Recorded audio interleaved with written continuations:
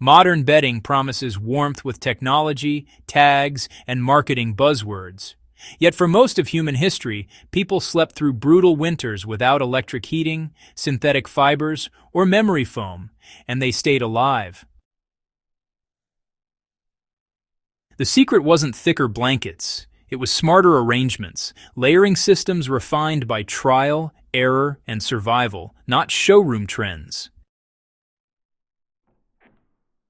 What our ancestors understood about heat retention has quietly slipped through the cracks, and once you see it, modern bedding suddenly looks inefficient.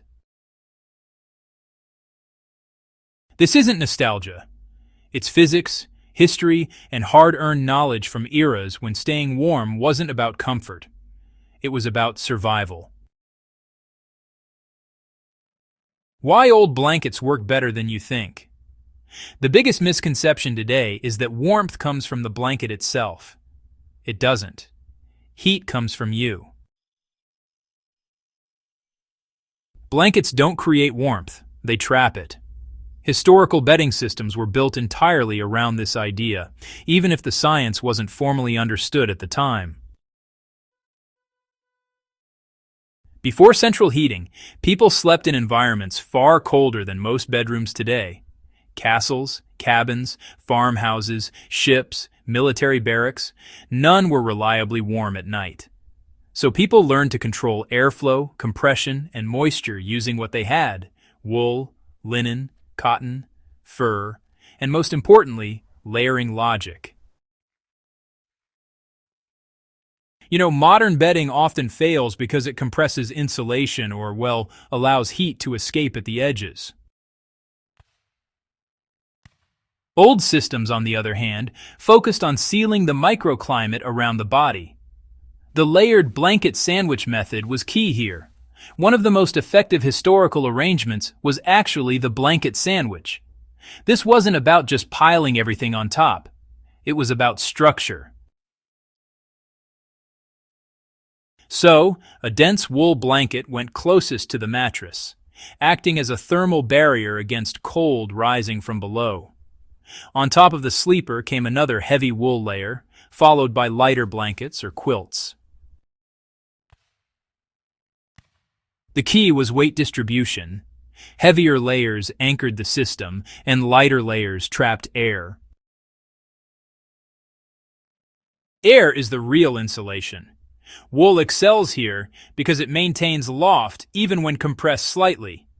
Unlike modern synthetics, it doesn't collapse and lose heat-trapping ability. This is why armies, shepherds, and travelers relied on wool well into the 20th century. The sandwich also reduced convective heat loss. Cold air couldn't circulate freely. Heat stayed put. Sleeping closer to the ground really mattered. Historical sleepers rarely used tall beds. In fact, many slept on low platforms, straw mattresses, or even directly on packed earth with layers beneath them. This wasn't accidental. Heat rises, but cold pools near the ground. By insulating from below with thick blankets, furs, or straw, they block the largest source of nighttime heat loss. Modern beds often ignore this entirely. Thin mattresses on slatted frames allow cold air to circulate underneath. Old setups sealed that gap. In cold climates, people even tucked blankets under the mattress or sleeping platform to create a closed thermal envelope.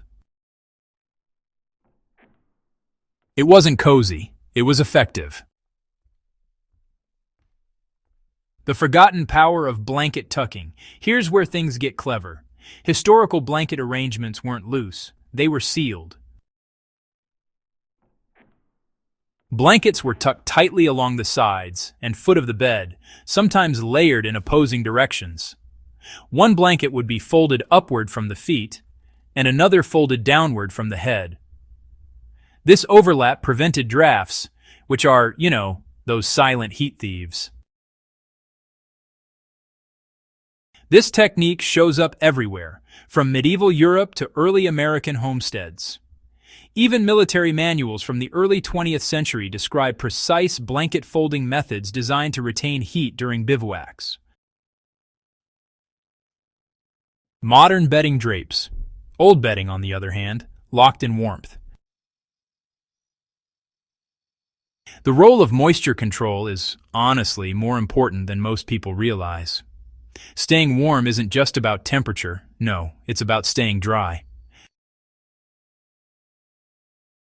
Wool blankets dominated historical sleeping systems for a reason.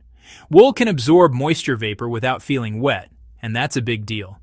That matters because, well, the human body releases moisture during sleep. If that moisture gets trapped in synthetic materials, insulation performance drops fast. Old blanket arrangements allowed moisture to migrate outward through layers. Linen sheets against the skin absorbed sweat, while wool layers handled vapor. Outer blankets blocked cold air while allowing slow evaporation. This balance kept sleepers warm even in damp environments, from ships at sea to stone houses with frozen walls. Modern bedding often traps moisture right where you don't want it.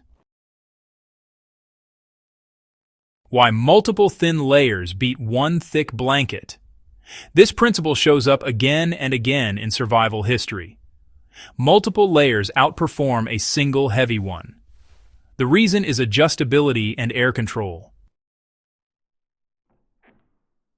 Ancient and early modern sleepers adjusted layers throughout the night. One blanket folded back, another pulled up. This allowed fine control of body temperature without exposing the core to cold air.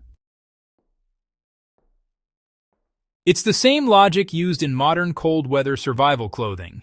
Layers create dead air space. One thick item usually fails to do that well. Old blanket systems weren't static, they were dynamic. Shared warmth and bed curtains were, honestly, a necessity. In colder periods, people slept together not for romance, but for heat. Body heat was a resource. Families shared beds. Inns rented space beside strangers. Soldiers slept shoulder to shoulder. Some beds even used curtains. Heavy fabric draped around the bed frame created a sort of micro-room inside the room. These bed hangings dramatically reduced heat loss by blocking airflow. Archaeological records and written accounts confirm their widespread use in Europe through the 18th century. Remove airflow, and suddenly a few blankets become far more powerful. There's this counterintuitive weight factor. Here's an unexpected truth. Heavier blankets often feel warmer not because they insulate better, but because they reduce air movement. Weight presses layers together just enough to prevent drafts without crushing loft. This is why wool and quilted blankets worked so well. They had mass without rigidity. Modern ultralight duvets can feel warm initially, but lose effectiveness when air circulates underneath. Old systems balanced weight and breathability in a way modern bedding rarely does. Why this matters for survival today? These aren't just historical curiosities, they're practical tools. In power outages, off-grid living, camping, or emergency shelters, old blanket arrangements really do outperform modern bedding. You don't need electricity. You don't need specialized gear. You just need knowledge. Layer from the ground up. Seal the edges. Use breathable natural fibers. Control moisture. Reduce airflow. These principles honestly haven't changed in thousands of years. And they work everywhere, from a farmhouse in 1700 to an apartment during a winter blackout. The quiet genius of forgotten systems. History didn't have the luxury of inefficiency. If a method didn't work, people froze. The blanket arrangements that survived across centuries did so because they were, well, effective. Modern bedding, really sells comfort. But old bedding, on the other hand, delivered survival. Once you understand the logic, you stop chasing thicker blankets and start building smarter systems. And suddenly, warmth feels intentional again. If you found this breakdown useful, you're exactly the kind of person this channel is for. Legacy of Survival exists to preserve the skills that kept people alive long before modern convenience took over. If you want more forgotten techniques, practical history, and real-world survival knowledge, make sure to subscribe, like the video, and share it with someone who loves learning how the past still protects us today.